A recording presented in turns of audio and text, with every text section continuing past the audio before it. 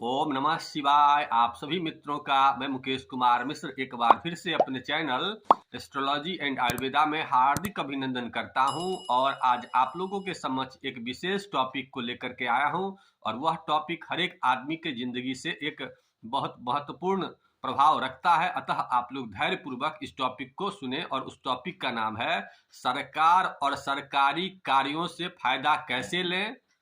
किन लोगों के जन्म कुंडली में सरकारी नौकरी के योग होते हैं और वैसे कौन से लोग हैं जो सरकारी नौकरी नहीं लेते हैं उसके बावजूद भी सरकार में उनका विशेष वर्चस्व होता है और सरकारी सब्सिडी से किन लोगों को विशेष फायदा होता है और इन सबों को अगर जन्म कुंडली में कमजोर योग हो तो उस योग को मजबूत कैसे करें।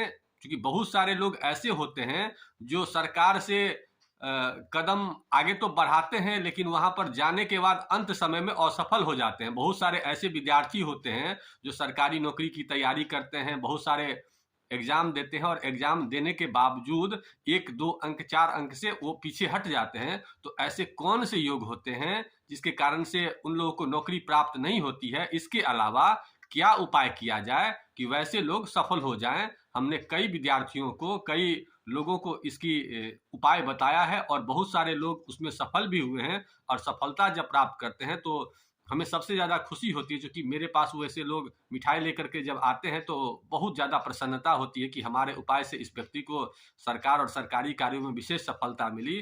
अतः आप लोग भी मित्रों ध्यानपूर्वक मेरी बातों को सुने और जब सफल हो जाएं तो आप लोग भी मेरे पास मिठाई लेकर के आए। इसी कामना के साथ आज के हम पोस्ट में विशेष उपाय बताने वाले हैं। अतः सबसे पहले हम लोगों को ये देखना है कि सरकार और सरकारी कार्यों का संबंध किन ग्रहों से होता है।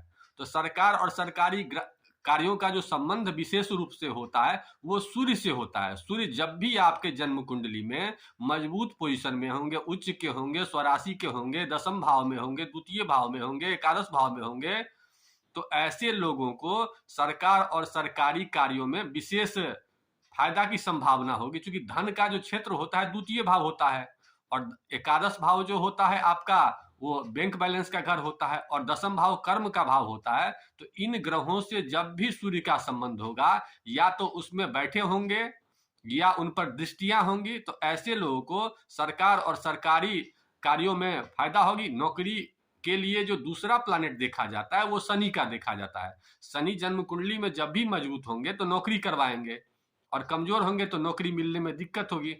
तो ऐसे में अगर सूर्य मजबूत हो और शनि भी मजबूत हो तो सरकारी नौकरी में सफलता का विशेष योग होता है। बहुत से ऐसे लोग होते हैं जिनकी जन्म कुंडली में सूर्य तो मजबूत होता है लेकिन शनि मजबूत नहीं होता है, जिसके कारण सरकारी नौकरी तो नहीं मिल पाती है।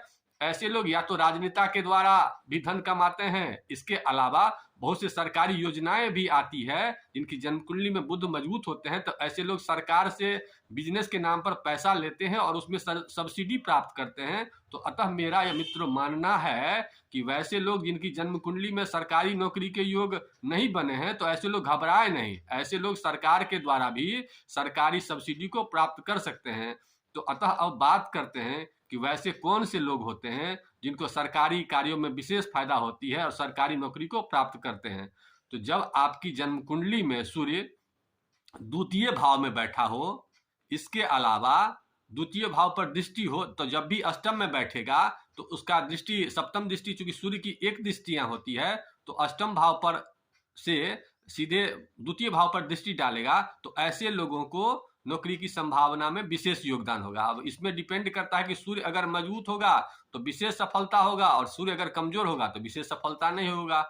इसके अलावा एकादश भाव में भी जिन लोगों की जन्म कुंडली में देखते हैं कि सूर्य बैठा होता है तो उनको भी विशेष सरकार से या सरकारी कार्यों से विशेष फायदा होता है। इसके अलावा पंचम घर में जब भी सूर्य होता है तो उसकी भी दृष्टि सप्तम दृष्टि एकादश भाव पर पड़ती है। तो ऐसे लोग भी सरकार सरकारी कार्यों से विशेष फायदा लेते हैं। इसके अलावा दशम भाव में जब भी सूर्य होता है तो वैसे लोग अपने कुल के दीपक होते हैं और जब भी चतुर्थ भाव में सूर्य होता है तो भी उनके दृष्टि दशम घर पर होती है, सप्तम दृष्टि। अतः ऐसे लोग भी सरकार और सरकारी कार्यों से विशेष फायदा लेते हैं। अब डिपेंड करता है कि जितना मजबूत होगा उतना उसका प्रोफाइल अच्छा होगा। अब किसी का उच्च का सूर्य होगा तो बहुत बड़ा हाई पोस्ट पर जाएगा, और जिसका नीच का होगा तो उसकी सामाजिक प्रतिष्ठा उतनी नहीं होगी, तो उसको छोटा पोस्ट मिलेगा। अब ऐसे समझ सकते हैं अपनी जन्म कुंडली के माध्यम से कि आपका सूर्य मजबूत है कि कमजोर है। अब हस्तरेखा से कैसे समझें कि आपकी जन्म कुंडली में मजबूत है या नहीं है? तो वैसे लोग जिनकी जन्म कुंडली में सूर्य पर्वत पर लंबी रेखाएं हो, उस पर क्रॉस वगैरह नहीं हो, तो समझ सकते हैं कि आपको सूर्य से फायदा मिलने वाला है, सरकारी कार्यों से फायदा मिलने वाला है। इसके अलावा वैसे लोग जिनकी जन्म कुंडली का रंग काला हो, मटमैला हो, हाथ में कटी फटी रेखाएं बहुत ज्यादा हो, तो ऐसे लोगों को सरकार और सरकारी कार्यों से विशेष धन की संभावना नहीं होती है। अब उपाय की चर्चा करते हैं कि वैसे लोग जिनकी जन्म कुंडली में मजबूत हैं लेकिन फिर भी सफल नहीं हो रहे हैं, तो उसमें 2-3 चीजों को देखना होता है। सबसे पहले लग्न को देखना होता है। जब भी लग्न मजबूत होगा तो ऐसे लोगों में एक विशेष प्रकार का आत्मबल, आत्मविश्वास होता है। इसके विपरीत वैसे लोग जिनकी जन्म कुंडली में मुख्य ग्रह कमजोर होते हैं, तो ऐसे लोगों को विशेषतः आत्मबल कमजोर होता है, जिसके कारण चीजें चाहकर भी नहीं मिल पाती है या आकर भी चली जाती हैं। नौकरी में सफलता करते हैं और एग्जाम देने के लिए जाते हैं, अच्छा रिजल्ट भी आता है, लेकिन 1 नंबर से 2 नंबर से हट जाता है। तो ऐसे कंडीशन में वैसे लोगों को अपने मुख्य ग्रह को मजबूत करने के लिए जरूर सोचना चाहिए। इसके अलावा बहुत सारे लोग काम भी कर लेते हैं, लेकिन होता क्या है कि उनके काम की स्टेबिलिटी नहीं होती है, अस्थायित्व तो नहीं होती है। आज ये नौकरी कर लिए, कल वो नौकरी कर लिए, उसमें बाधा आ गया, उसमें बाधा आ गया, या मन उस हिसाब से नहीं होता। इसका संबंध चंद्रमा से होता है। जब भी आपके जन्म कुंडली में चंद्रमा ग्रह कमजोर पोजीशन में होगा, तो ऐसे कंडीशन में आपका मन मस्तिष्क एक जैसा नहीं होगा। ऐसी कंडीशन में आप अपने चंद्रमा को मजबूत कीजिए। सबसे पहले ग्रहों के अंश को देखिए कि ग्रह की कितनी अंश है। अब आजीविका को देखने के लिए हम लोग 3 चीजों को देखते हैं। सबसे पहले लग्न को देखते हैं, उसके बाद सूर्य को देखते हैं और चंद्रमा को देखती है। और आजीविका का संबंध चूंकि कर्म भाव है, दशम भाव से देखते हैं, तो लग्न से दशम भाव देखिए, चंद्रमा से दशम भाव देखिए, सूर्य से दशम भाव देखिए। ऐसे में जो भी ग्रह मजबूत पोजीशन में हो, तीनों में अगर तीनों मजबूत हो, तो वैसे व्यक्ति बहुत ही विशेष काम करते हैं। इसके अलावा वैसे व्यक्ति जिनके 1-2 प्लैनेट मजबूत होते हैं, तो ऐसे लोग भी अच्छी सफलता प्राप्त करते हैं। अब उसमें जिसका ग्रह जितना मजबूत होगा, उतना उसका हाई प्रोफाइल काम होगा, उतना सरकारी क्षेत्रों से विशेष फायदा होगा। और जिनका सूर्य बहुत अच्छा होगा, ऐसे लोग राजनीति में भी बहुत आगे जाते हैं। तो अब मित्रों, चूंकि पोस्ट लंबा ना हो और उपाय भी बताना है, अतः सबसे पहले आप लोग से निवेदन ये है कि हमारे पेज को आप लोगों ने लाइक नहीं किया है तो कर दीजिए, और अपने मित्रों को भी सब्सक्राइब करने के लिए प्रेरित करिए। अतः अब उपायों की चर्चा करते हैं मित्रों। तो सबसे पहले यह ध्यान रखना है, क्योंकि नौकरी की तैयारी अगर आप लोग कर रहे हैं, तो सबसे पहले शनिदेव को खुश करिए, क्योंकि नौकरी का संबंध शनिदेव से है।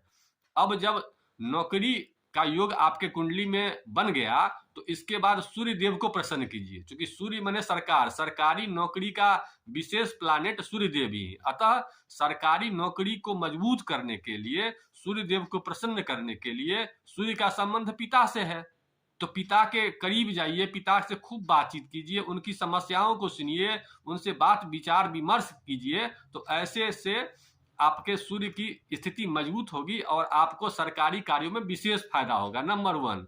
सेकेंड चीज, सरकारी ऑफिस, सरकारी कार्यालय में जाकर करके और वहां पर जो प्रतिष्ठित व्यक्ति हों, उनके बीच में भी बैठने का प्रयास करिए।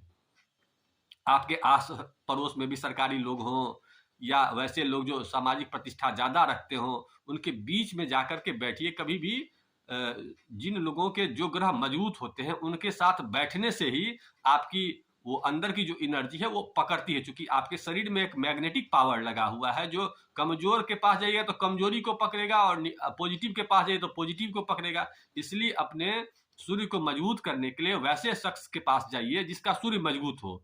तो वैसे लोग जो सरकार से संबंध रखते हैं, सरकारी कार्यों में विशेष उनका महत्व होता है, उन लोगों के बीच में जाके बैठिए। इसके अलावा वैसे लोग जो राजनीति में बहुत अच्छा काम कर चुके हैं, नेता, पॉलिटिक्स वाले लोग जो भी होते हैं, क्योंकि समाज से संबंध रखते हैं और सरकार में संबंध विशेष होता है, तो उन लोगों के बीच में अगर मौका लगे तो उनके बीच में कभी कभी जाया कीजिए। एक तो ये हो गया। दूसरा, चूंकि सूर्य का संबंध आपके शरीर से है, अतः हमेशा ये ध्यान रखें कि चूंकि सूर्य राजा की उपाधि ग्रहों में दी गई है, तो राजा को उठने से पहले उठ जाइए। जब सूर्य सोते हैं उस समय शाम को सोते हैं और उठते कब हैं, तो सवेरे सूर्योदय के समय उठते हैं, तो उनके उठने से पहले आप उठ जाइए। और सरकारी नौकरी के अलावा अगर नौकरी चाहते हैं तो शनि देव का प्रयोग कम से कम कीजिए, क्योंकि आज के ट्रेडिशन में ये हो गया है कि 2 बजे 3 बजे तक पढ़ने की प्रथा हो गई है। तो चूंकि नौकरी का संबंध शनि से है, तो शनि का संबंध रात से है और सूर्य का संबंध दिन से है। तो ऐसे कंडीशन में ये ध्यान रखिए कि जब आपकी जन्म कुंडली में शनि कमजोर है और सूर्य कमजोर है, तो ऐसे पोजीशन में रात का प्रयोग कम से कम कीजिए। रात को जल्दी सो जाइए और सवेरे जल्दी उठिए। इससे क्या होगा, सरकारी नौकरी में आ रही बाधाओं को आप मामूली से, ये छोटा सा उपचार है, इससे भी कर सकते हैं। इसके अलावा विशेष उपचार में हम आपको 1-2 और बता देते हैं कि शरीर में विटामिन डी की मात्रा को पूरा कीजिए। अगर सूर्य कमजोर है तो विटामिन डी वाला आहार ज्यादा लीजिए। इसके अलावा आप नमक का प्रयोग रविवार को कम से कम करिए। ऐसे में भी आपकी जो सूर्य की एनर्जी है वो बढ़ती है, क्योंकि नमक आपके एनर्जी को खत्म करती है। और अगर नमक खाने की इच्छा भी होती है तो समुद्री नमक का प्रयोग कम से कम रविवार को न करें। उसकी जगह पर या तो काला नमक नहीं तो सिंधा नमक का प्रयोग कर सकते हैं अगर मजबूर हैं तो, लेकिन नहीं करिए एक दिन, तो वो आपके शरीर के लिए अच्छा है। वैसे भी बीपी वगैरह में या बहुत सारे बीमारियों में नमक का अपने धर्मशास्त्र में परहेज बताया गया है, अतः उसको कम से कम करने का प्रयास कीजिए। इसके अलावा आप ये ध्यान रखिए हमेशा कि गुड़ की मात्रा को बढ़ावें, क्योंकि सूर्य से को मजबूत करने के लिए गुड़ बहुत इंपॉर्टेंट चीज है। तो अपने भोजन में गुड़ की मात्रा को बढ़ा दीजिए। इसके अलावा अगर आप हिंदू धर्म से बिलोंग्स करते हैं तो गायत्री मंत्र का नियमित पाठ जरूर करिए, नियमित जप करिए। नित्य दिन सुबेरे उठिए, सूर्य दर्शन करिए और संभव हो तो सूर्योदय से पहले स्नान भी कर लीजिए तो अति उत्तम है। इसमें भी कहीं कोई कमजोरी की बात नहीं है। ये सूर्य से उठने से पहले स्नान हो करके और सूर्य भगवान को अगर जल दे दें तो इससे उत्तम तो कुछ हो ही नहीं सकता है। लेकिन हम लोग देते हैं जल कब, तो 11 बजे 10 बजे, तो इसका कोई महत्व नहीं है। जब सूर्य उगता है, जैसे छठ पर्व बिहार में मनाया जाता है, तो छठ में कब मनाया जाता है, जिस समय उगता है, उगते सूर्य को जल देना है। तो आपके सूर्य ग्रह इससे मजबूत होते हैं। तो हमेशा ये ध्यान रखिए कि उगते सूर्य को देखें जरूर अगर जल नहीं दे पाते हैं तो। अब उसमें किन पदार्थों के, अब अगर सूर्य बहुत कमजोर है तो वैसे कंडीशन में आप तांबा के लोटा में थोड़ा सा लाल रंग का कोई फूल मिला दीजिए, लाल रंग का कोई रोली चंदन मिला दीजिए। नहीं तो विशेष उपाय चाहते हैं तो उसमें अनार मिला दीजिए। तो ऐसे पोजीशन में और भी सूर्य के अच्छे परिणाम मिलेंगे।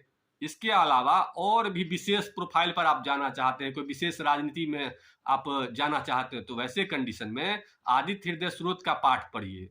आदित्य हृदय स्रोत जब रामचंद्र जी गए थे युद्ध करने के लिए रावण से, तो ऐसे कंडीशन में उन्होंने ये पढ़ के गया था।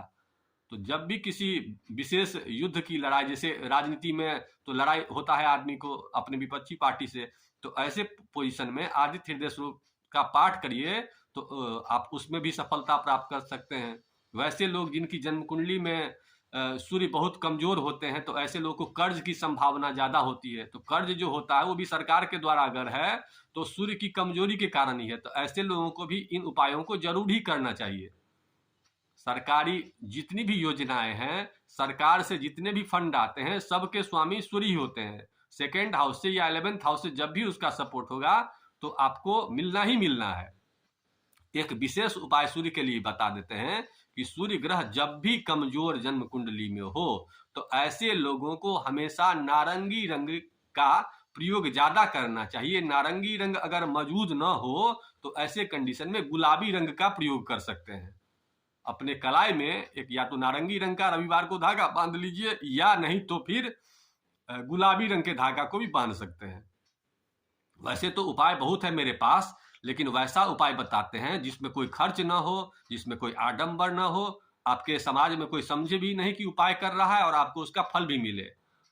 उपाय की विशेष जानकारी चाहते हैं तो हमारे उपाय वाले भी पोस्ट आने वाले हैं, तो उसमें विशेष सभी ग्रहों का उपाय हम बताने वाले हैं। अतः चूंकि पोस्ट लंबा बहुत हो चुका है मित्रों, तो मेरे मन में तो इसके प्रति और भी उपाय के विचार हैं, लेकिन पोस्ट लंबा हो गया है तो आप सभी मित्रों को दिक्कत होगा। अतः आप लोगों से निवेदन है कि हमारे पेज को अगर सब्सक्राइब नहीं किया है, हमारे चैनल को सब्सक्राइब नहीं किया है तो कर लीजिए, क्योंकि आने वाले दिनों में हम ग्रहों से संबंधित बहुत सारे उपायों को देने वाले हैं। और अपने मित्रों को भी इस पर आमंत्रित करिए। हमारा चैनल कैसा लगता है, इसमें क्या कमी हम कर रहे हैं आप लोगों के नज़र में, वो ज़रूर लिखिए। और आपके मन में कोई विचार है तो वो भी दीजिए। और अगर आप अपनी जन्म कुंडली का निःशुल्क अगर जानना चाहते हैं तो कमेंट बॉक्स में एक अपना बर्थ डिटेल्स जरूर भेजिए। और मैं यह निर्णय लिया हूं कि साप्ताहिक रूप से सप्ताह में एक दिन हम सप्ताह में जो भी लोग कमेंट्स में अपनी जन्म कुंडली लिखेंगे तो एक दिन हम उसका निःशुल्क एक आदमी का, सप्ताह में मतलब महीना में 4 आदमी का हम निःशुल्क जो है ना कुंडली विवेचना करेंगे। उनके फ़ोन नंबर पर, वो अपना फ़ोन नंबर बता देंगे हमारे व्हाट्सएप पर या कमेंट बॉक्स में डाल देंगे। और वहां पर हम वैसे लोग जो अपना कमेंट्स डालेंगे उनका हम एक कुंडली साप्ताहिक रूप से एक फ़ोन करके हम उनको विशेष उनके विषय में बताएंगे, जिसका कोई शुल्क नहीं लेंगे। अगर आप भी अपनी जन्म कुंडली का निःशुल्क अगर चाहते हैं तो कमेंट बॉक्स में केवल वैसे लोग जो कमेंट बॉक्स में अपना कमेंट डालेंगे उन्हीं की जन्म कुंडली को हम किसी एक का सिलेक्शन करेंगे, साप्ताहिक एक का, तो महीना में कुल 4 हो गया।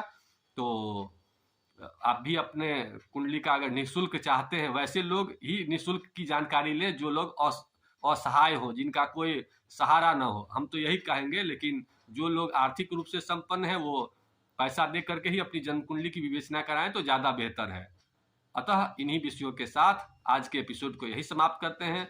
मेरा पोस्ट अगर अच्छा लगा तो लाइक करिए और अपने मित्रों को आमंत्रित करिए। और अगर खराब लगा, पसंद नहीं आया तो कमेंट बॉक्स में जरूर कमेंट्स करें कि हम उसमें क्या सुधार करें जो आप लोगों के इच्छा के अनुसार हो और हमारे पोस्ट आप लोगों को अच्छे लगे। इन्हीं विषयों के साथ आज के एपिसोड को यही समाप्त करते हैं। आप लोगों ने एपिसोड देखा, इसके लिए आप सभी का धन्यवाद और भगवान आप सभी का कल्याण करे। इन्हीं शब्दों के साथ